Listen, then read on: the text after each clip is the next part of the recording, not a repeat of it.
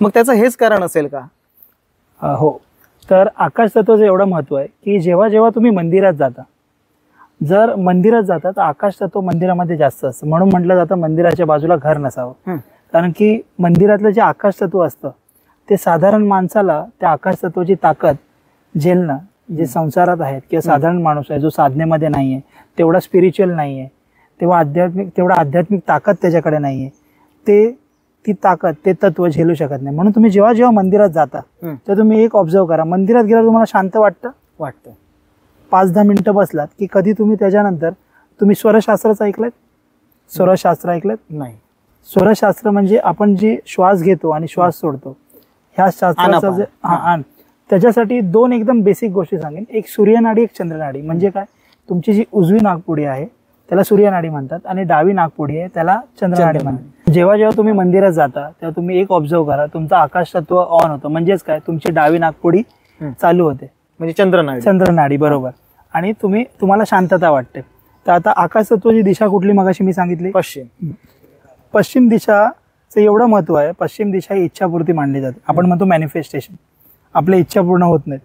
तर तुम्ही जी मंदिरं बघितली, जी सिद्ध मंदिर आहेत, प्रसिद्ध मंदिर आहेत, प्राचीन मंदिर आहेत, ज्यांची प्रचिती पूर्ण विश्वाला आलेली आहे, लांबून लांबून लोक येतात, अशी मंदिरं सगळीच पश्चिम दिशेलाच आहे. म्हणजे तिकडे जिथे देव विराजमान आहेत, जिथे मूर्ती आहे, जिथे पाषाण आहे, जिथे प्रतिमा आहे, ती पश्चिमेकडेच आहे.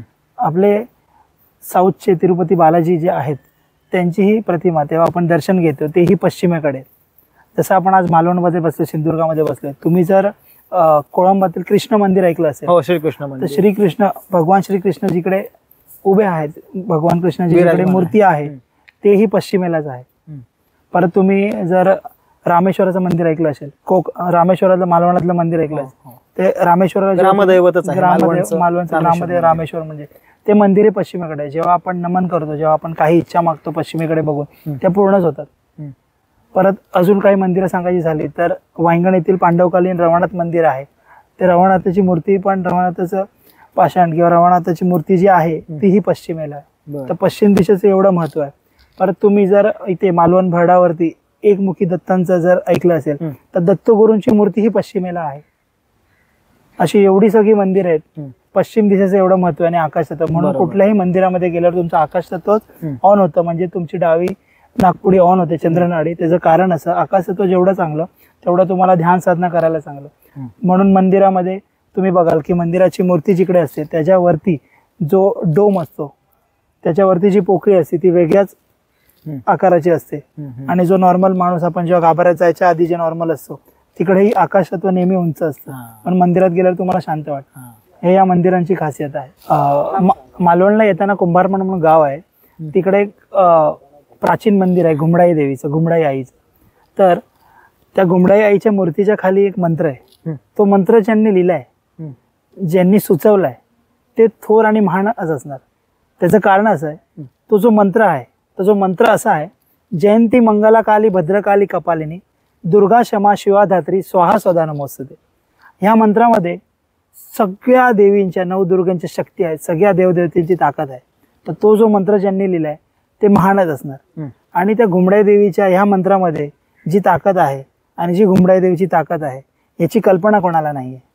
तर हा मंत्र, हे मंदिर ही घुमडाई मातेचं जे मूर्ती आहे, ज्याला आपण पाया पडतो, तीही पश्चिमेला आहे. तर त्याचे चमत्कार मी तुम्हाला सांगू शकत नाही. असे काही अनुभव मी स्वतः घेतलेले आहेत. तशा मंदिरांची रचना केलेली आहे. जिथे देव, जिथे परमेश्वर स्वतः येऊन बसले, त्या दिशेचं किती महत्व आहे हे तुम्हाला आज कळलं असेल. बरोबर. म्हणजेच पश्चिममुखी जी मंदिरं आहेत त्याच्यामध्ये आकाश तत्व मोठ्या प्रमाणात आहे आणि त्याच्यामुळे ते ध्यान धारणेसाठी चांगलं होतं. म्हणजे आपलीच चंद्रनाडी ही मंदिरात सक्रिय होते. मंदिरात गेल्यावर चंद्रनाडी सक्रिय का होते, तर आकाश तत्वामुळे. आकाश तत्वाची दिशा आहे ती पश्चिम, आणि पश्चिमेला मंदिर किंवा मंदिरामध्ये मूर्ती पश्चिमेला काय, ह्याचं इम्पॉर्टन्स आज तुम्हाला कळलं. बरोबर, ते आम्हाला समजलं. आता मी पुन्हा एकदा वास्तू या विषयाकडे येतोय. आता माझ्या घरामध्ये वास्तू दोष आहे हे मला कळलं की बाबा असे काही आजारपण येत आहेत किंवा काही समस्या येत आहेत, माझ्या घरी वास्तुदोष आहे. पण आता हा वास्तुदोषाचं निवारण करण्यासाठी त्याच्यावरती काही उपाययोजना तुम्ही सुचवू शकता का? या मंत्रामध्ये तुमचं जीवन कल्याण करण्याची ताकद आहे, तुमचे दुःख कष्ट हरण्याची ताकद आहे, असा हा मंत्र आहे. तर हा मंत्र तुम्ही 45 दिवस सतत बोलल्याने तुमचे लाईफचे कुठलेच प्रॉब्लेम राहणार नाही. तर तुम्हाला सतत 45 दिवस हा मंत्र 108 वेळा एकाच वेळेला सकाळी उठल्यानंतर तुमची दिनचर्या झाल्यावरती बोलायचा आहे. आणि त्याचे चमत्कार तुम्ही स्वतः बघू शकता. आणि घुमडाई देवीची ताकद, घुमडाई आईची ताकद, त्या चैतन्य रूपाची ताकद तुम्ही स्वतःही अनुभवू शकता. म्हणजेच एकंदरीत 45 दिवस जर या मंत्राचं आपण पठण केलं तर त्या मंत्राचा आपल्यावर चांगला परिणाम होईल, असं आपण म्हणतो. आपल्या आयुष्याचे ऑलमोस्ट सगळे प्रॉब्लेम दूर जातील. मग असे आणखीन कोणते मंत्र आहेत का की ज्याच्यामुळे आपल्या समस्यांचं निवारण होऊ शकतं? हो, असे भरपूर मंत्र आहेत. त्यातला एक मंत्र सांगायचा तर फार सगळ्यांनी ऐकलाही असेल, कोणी ऐकला नसेल त्यांच्यासाठी मी सांगतो की हा मंत्र ज्यांनी म्हणाला त्यांनी सगळ्या पूजा सगळे मंत्र ह्यामध्ये समावेश आहेत असं समजू शकता. तर मंत्र असा आहे, कृष्णाय वासुदेवाय हरिये परमात्मने प्रंतः क्लेश नाशाय गोविंदाय नमो नमः.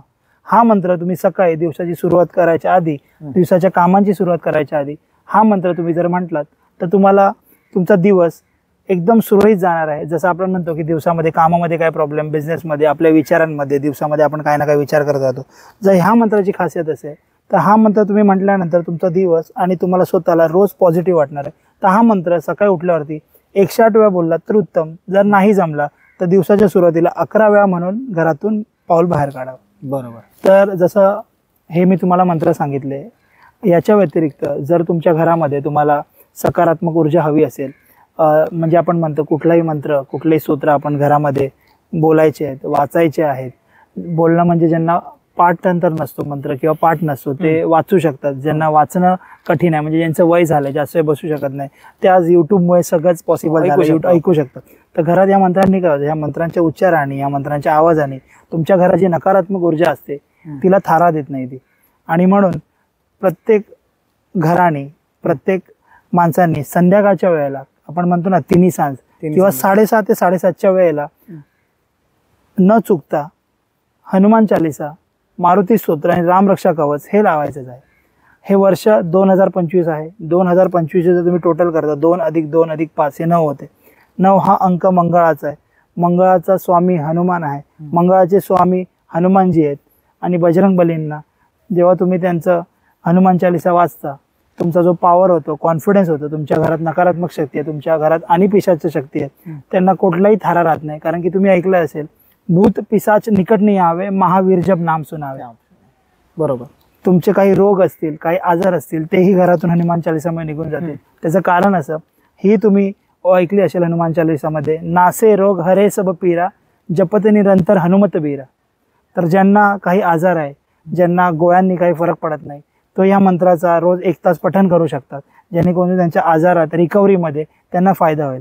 म्हणून संध्याकाळचं प्रत्येक घरामध्ये हनुमान चालिसा, रामरक्षा कवच आणि मारुती स्तोत्र हे वाजायलाच हवं, वाचायलाच हवं आणि बोलायलाच हवं. जेणेकरून तुम्हाला तुमचा दिवस, तुमची संध्या घरातून आल्यानंतर तुमच्या घरामध्ये थकलेले असतात तर पॉझिटिव्हनेस येणार. धूप बत्ती लावणं, धूप कप करणं, धूप स्टिक लावणं, याच्याबरोबर हे सगळे मंत्र आलेच पाहिजे. बरोबर.